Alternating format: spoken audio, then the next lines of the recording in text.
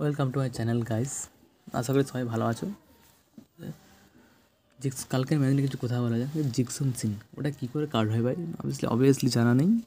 Referee তো সামনেই দাঁড়িয়ে ছিল, ওটা ক্লিয়ার দেখাচ্ছে রেড কার্ড নেই, ক্লিয়ার দেখাচ্ছে সিম্পল ফাউল হয়েছে। রেফারি ইয়েলো কার্ড দেখিয়ে দিয়েছিল। যাই হোক, রেফারির সামনে যত কম বলবো সেটাই ভালো। নেক্সট আপডেট দিই হচ্ছে যে লালচুন জুঙ্গা খারাপের মধ্যে ভালো খবর আছে, লালচুন জুঙ্গা ফর্মে ফিরে এসেছে। কালকে যেভাবে খেলছিল বুমোসকে ডিগো মনোসকে ইসাক রালদেকে পুরো লেফট সাইডটা পুরো একাই আটকে দিয়ে রেখেছিল। কালকে লালচুন জুঙ্গার খেলা ভালোই লেগেছে, খারাপ লাগেনি। এরপরে যে আপডেটটা দিই হচ্ছে ডার্বি, 11ই জানুয়ারি যে ডার্বি আছে সেদিনকে হচ্ছে নাও হতে পারে, কেননা সেদিনকে 11 জানুয়ারি হচ্ছে গঙ্গাসাগর মেলা আছে, তাই এর জন্য কলকাতা পুলিশ বলেছে সেদিনকে পুলিশ দিতে পারবে না, না হওয়ার ধোঁয়াশা আছে। পরে এই বিষয়ে কিছু এগোলে আপনাদেরকে জানিয়ে দেবো।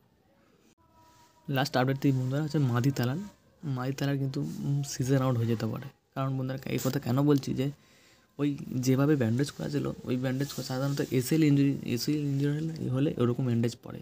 তারপর মাদি তালার ফিল্ড চেয়ার করে টিম বাসে যেতে দেখলাম, যাতে তাড়াতাড়ি খুব সুস্থ হয়ে যাক এই কামনা করি মাদি তালারের জন্য।